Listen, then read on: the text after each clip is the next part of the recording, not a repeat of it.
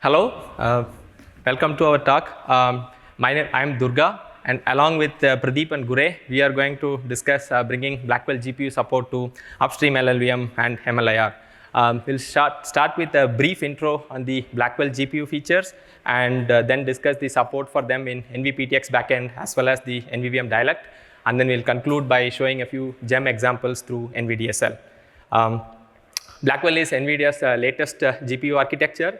It packs a lot of features towards accelerating AI compute. Of those, the MMAs and TMAs are the ones that are going to be more interesting and relevant for our discussion today.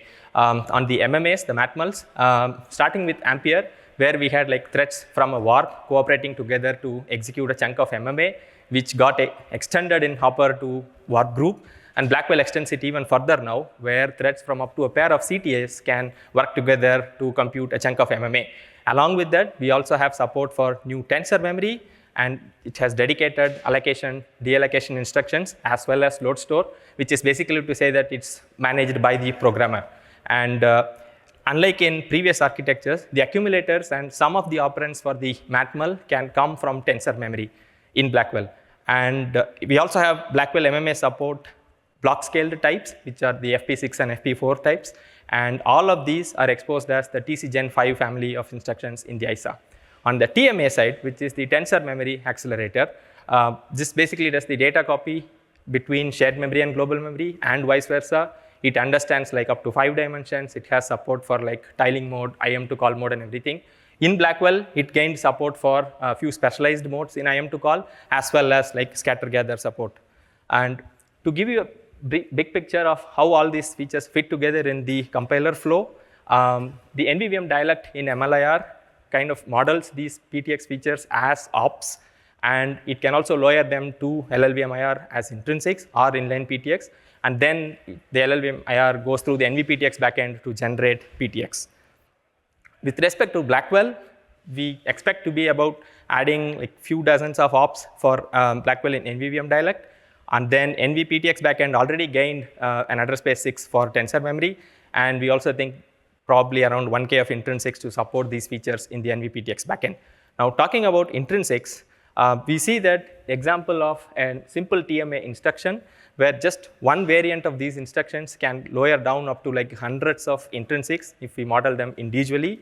And similarly, the TC Gen 5 MMA family, which models the Blackwell MMAs, that alone can like individually lower to around 700 intrinsics. And looking at the distribution of where we are today on a pre-Blackwell baseline, we are around like 3K intrinsics now, and we see that 40% of those are already from the MMAs and the TMAs. Now, we are going to add another K more just to support the TMAs and MMAs of Blackwell here. Is this scalable? To answer this, we kind of tried an experiment by running like a set of tests over 1K, 2K, and up to 10K of intrinsics and see the impact of adding these intrinsics in the backend for, let's say, LLVM build time, as well as binary sizes, as well as user kernel compile time. Just the infrastructure for this is they are modeled on top of like a simple TMA intrinsic that we have today, and it also includes the front-end intrinsic as well as the NVPTX code gen, all of them selected through table gen to table gen. Everything is through release builds. Up to 10K, with respect to the binary sizes on like opt LLC and things like that, we see like a marginal increase of up to 3%. With respect to build time, it's important for us to conditionally compile these include files or the table gen to the front end include files as well as on the back end side. So on those, we see like a proportional increase with respect to the number of intrinsics that we are adding. All of these are in milliseconds on these tables. So we don't see any impact of this on the entire full clean build of LLVM on a release build. So, but when we go to user kernel compile time, so we ran the same set over a set of 100 Blackwell kernels. These are real kernels implemented for GEMMs, and these are using the intrinsics that we have added so far. The compile time measurement is done with the time passes option. These are averaged over like 20 runs, and separately measured for opt and the LLC phase. And the opt phase, we don't see any impact on the compilation time of these kernels. It's understandable because most of these intrinsics as of now are just a simple pass-through to optimization passes. On the LLC phase, which does the heavy lifting of actual selection and code gen for these intrinsics, for 1K and 2K, we see a marginal increase of up to like 1% and 4%. But when we get into like 5K, 10K, we can see up to like a 15% increase in the compile time. Now, we clearly cannot afford this, so we started looking at options to consolidate these intrinsics in some form. One of the earlier approaches that we had was to model a set of these modifiers into like flags, what we are calling as flags, but it's an integer constant. There's an example that is shown here with taking like, the example is like a tile mode and then the multicast and then hints, a bunch of these, pack all of them together and say that, okay, here is the constant and only the backend looks at the constant and lowers it to the appropriate variant that it has. This worked good for, let's say, maintainability and also compatibility reasons, but there were a few practical issues we faced with this approach. One of them was we modeled some field as like, or a modifier as like a, let's say, a 2-bit field, and then the ISA expanded, then it became like a 3-bit field. Now, how do we manage with these flags? There were a few workarounds that we tried. The other option, the another problem itself was deciphering these flags. The intrinsics become more complicated with the ISA evolving, and it, like an example is like they can become like multiple I32s or like a wider type and things like that. It just became harder to deal with these flag constants itself. Basically, we have to unpack these and then map them to whatever the enumerations that they map to. So the other approach that we looked at was to say that, okay, instead of putting everything together into one I32, why don't we split into like one flag field per a set of modifiers alone? That looked much more easier. In sense, it's much more easier to deal with the IR, as in if you are debugging, hacking through the IR, we can directly map the flag value to the enumeration value, and we practically never run out of bit width. We can use like I8s, I16s, or I32. But the question was on what's the impact of expanding this one packed I32 value to like a multiple sets of I32 on the bit code size. So again, went back to the same set of kernels that we measured, and the geo mean stayed largely close to 1, but for a few kernels, I think we did see an increase of up to 3% in the BC file size. With that, what we are learning is basically, yes, it's important for the readability aspect where everything is in the name of the intrinsic, but also we need to keep in mind the aspect of the number of intrinsics as well. When to choose which approach, what are the set of modifiers that can go as flags, and what would work well, not well. We have put together a set of guidelines for NVPTX in this PR. Moving on to APFloat additions now. Blackwell supports these narrow FP types, FP6 and FP4 types, and we have added support for these in the LLVM's APFloat infrastructure. The FP6 and FP4 types were relatively straightforward, were built on the existing infrastructure available, but the scale format type, which has like a precision 0, it presented like quite a bit of challenges. After like few rounds of discussions and reviews with our maintainers, what we figured out was like the key fact here is to make APFloat understand precision can be 0 for some exotic types. Once we taught that to APFloat, everything fell in place, the whole thing started working cleanly. And APFloat in general has this concept called exhaustive pair tests. They take one type and then just shuffle through all the bits patterns in that and test through all the arithmetic operations towards that.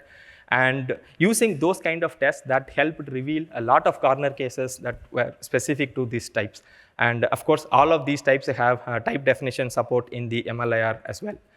Moving on to MLIR side, I think most of these TC Gen 5 ops are supported in the NVVM Dialect now. The TC Gen 5 set is almost all lowered through intrinsics. I think as a pre-work, we are also adding some of the pre-Blackwell features as well, mainly on the TMA aspect. The dialect itself can support both inline PTX as well as intrinsics lowering. More than that, I think a particular op in the NVVM dialect can partially lower to inline PTX for some modifiers and then lower to intrinsics for the other side. This feature, we find it pretty handy during like early stages of development and debug. Yes, we are also actively migrating some of the existing inline ASM ones to intrinsics based. I think looking into the future for the intrinsics side, we think the ability to pretty print some of these flag arguments instead of just saying a giant value or like a simple enumeration value it would be good to say that, okay, this means, let's say, a rounding mode or like a reduction mode or a tile mode or something like that. There are discussions on this RFC slide. Please feel free to take a look and let us know your thoughts on that. And then on another item that came up during the TC Gen 5 enabling was we didn't have a way to specify address space specific read-write properties. We are kind of working around that with more conservative properties in the IR side now, but I think it would be good to have them, and we plan to look at that in some time as well. On the NVVM dialect side, along with all of these additions, we realized we don't have a way to check SM versions on these ops. So they go all the way up to the ICEL and then fail in the backend. So we are adding support for that, which helps us to catch these SM version checks much early in the development flow. And of course, we will be adding support for the remaining instructions as intrinsics as well. With that, I think over to Guray now to walk us through a few examples through NVDSL. Hey. Thanks, Durga. So Durga's team has implemented the LLVM intrinsics and the NVVM Dialect in the MLIR. So we have kind of a Blackwell support in there.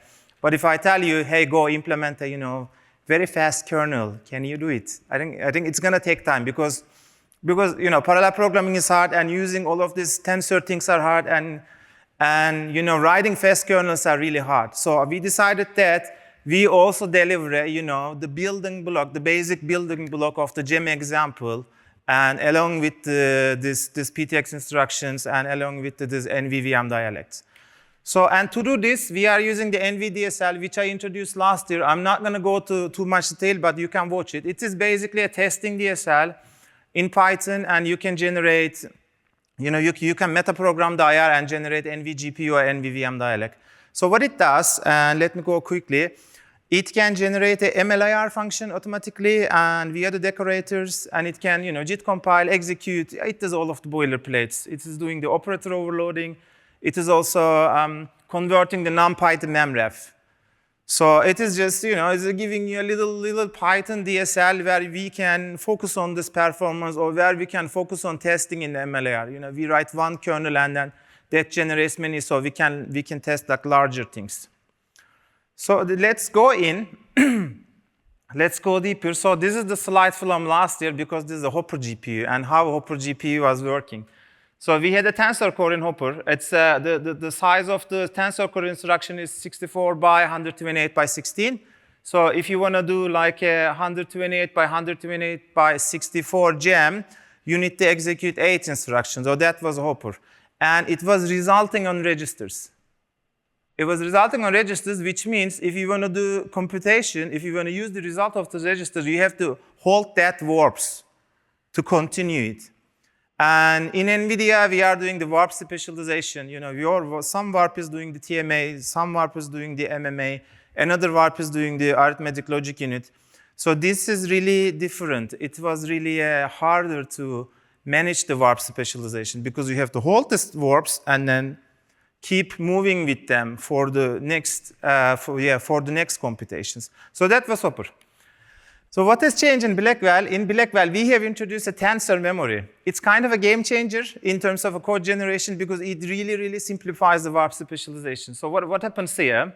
And okay, our tensor core size gets bigger, but that's not so important. But now the tensor core results in a memory, and this memory is really fast.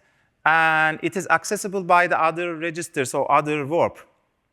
So you don't have to, hold your warp group, or you don't have to hold your warp to, to continue. You can basically take one warp, actually take one thread, and then submit the work to Tensor Core, and then you can continue your life, and you can continue your warp specialization and you can do the warp specialization using the other warps. And another thing is here, the synchronization has changed, and we are using the M barrier. This is like a little bit detailed. It is like easier to manage and your barriers, because everything is asynchronous now. I'm sure it is not clear for you, so we will go to examples. I will go like one by one. So we will take a very basic tensor core. So this was like a chapter 3 in my last tutorial, and I took the same chapter and applied it on the Blackwell GPU. And so the sequential version of the kernel is like this, at 128 by 128 by 64. We are using F16 type, accumulate on F32, right? And if you write in the NVDSL, so that is going to be the code on the right side. And now we will go all of the steps like step by step. And this is going to be our next many slides. So in the left side you are seeing the execution timeline, and on the right side you are seeing the you are seeing the code, and in the right side you are seeing the execution timeline, and left side you are seeing the code. And if you look at the execution timeline, you will see 4 warps, right? You will see 4 warps, and I am using the first one is the first warp. I am going to use that warp. And we have a leader thread concept. That leader thread means is the fastest thread on my warp, and I can fetch it like it's dynamically. It's an instruction. Okay, so let's start the kernel. This is a GPU kernel. We start the kernel. So I have like 2 TMA descriptors. That comes from the host, and I need to introduce a fence. I am taking my first warp, I am taking my fastest thread, so I'm introducing the fence for this TMA. Because they are in the global memory, I need to make sure they are visible to everyone.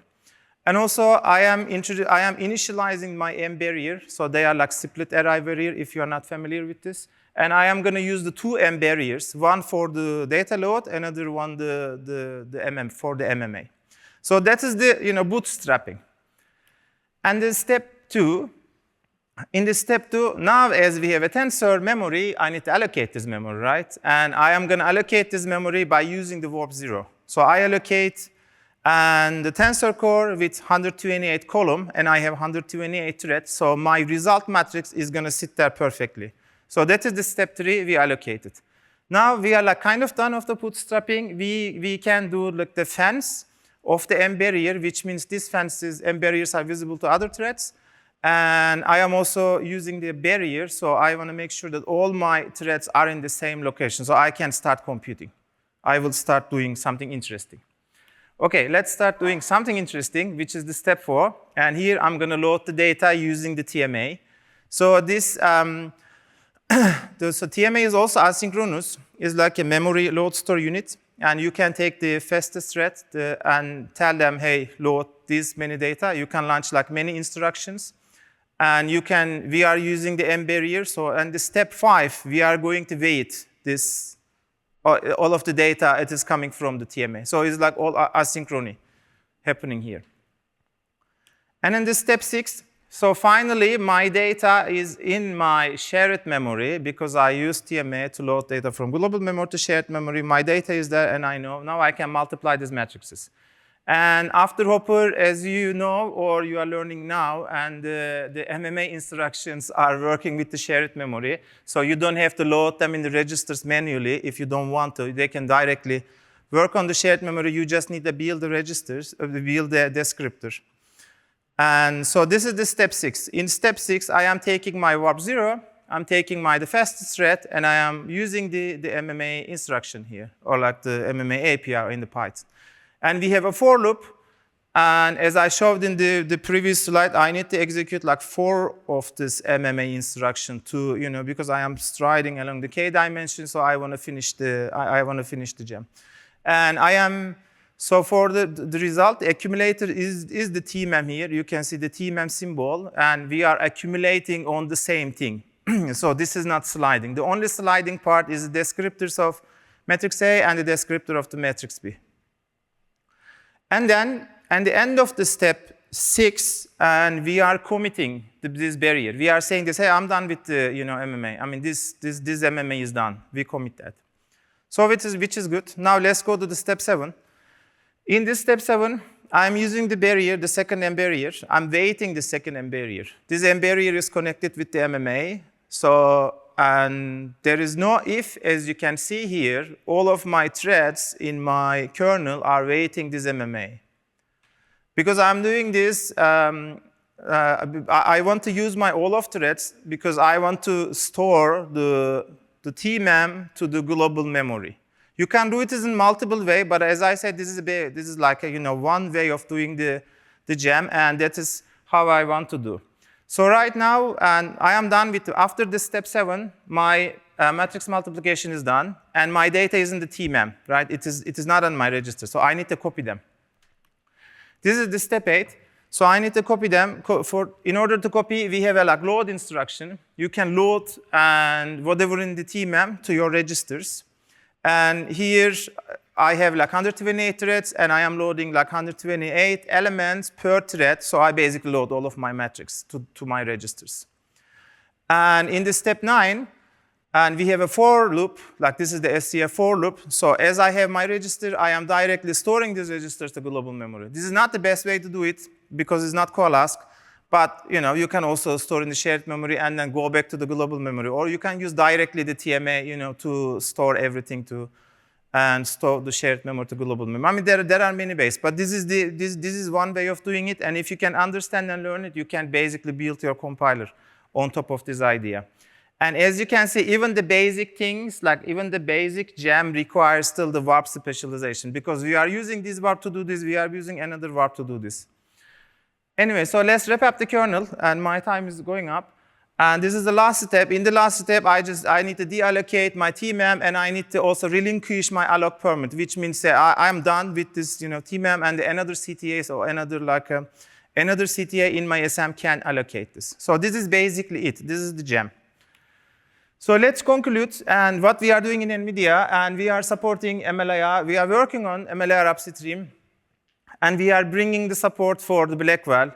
And the Hopper baseline is there, and in the NVPTX backend as an intrinsics, and also in the NVVM Dialect, and we are improving it. And also, we are going to provide like a runnable example. We are going to provide the same example in the upstream MLIR. So thanks for listening. That's all my talk. Yeah. Questions, please. Yeah, so I have a few. So whenever I was kind of trying to run the Blackwell examples, I guess it's kind of a documentation thing. Can you please specify the exact difference between SM120 and SM120A? From my understanding, SM120 is like your consumer grade RTX 50 series, and 120A is the B200, but I'm not sure which intrinsics are like not supported on 120 and 120A. Yeah, I think you are talking about the Blackwell for the data center and the Blackwell for the consumer GPUs. Yes. Okay, it is. So they are both Blackwell, and one of them, the data center one, is using everything what I showed here is like TC Gen 05, and the consumer one don't have that powerful tensor core. It is using the portable MMA instructions, which are like MMA.sync. From the Ampere era. Okay. Yeah, from the Ampere style, yeah, exactly. So does it not support like the block scaled matrix? Or? You can do block scale yourself, right? I mean, it doesn't natively support, but you can do yourself. Okay. Yeah.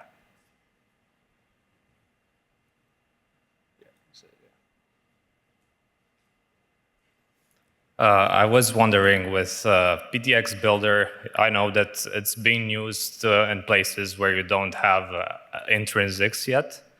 But is there also a use case to actually just inject some really optimal PTX? Are you guys using it in that way? Is it feasible? Well, we have one case I remember that is easier to write. We have like a loop. I think it's for the M-barrier tri-weight. Yeah, we have a loop, and then we are waiting. It is very easy to generate, and it's like more optimal to generate. But I think like having an automatic PTX generator is nice for the prototyping because you can come up with the different PTX and embed it inside the app, and you can use it. It doesn't have to end up in the production, but it is really easy way to write PTX. And if you like it, you can go ahead and implement the ops, I think. Okay, sounds good. Thanks. Yeah. Let's thank Durga, Thank you. Guray, and Pradeep for their interesting talk.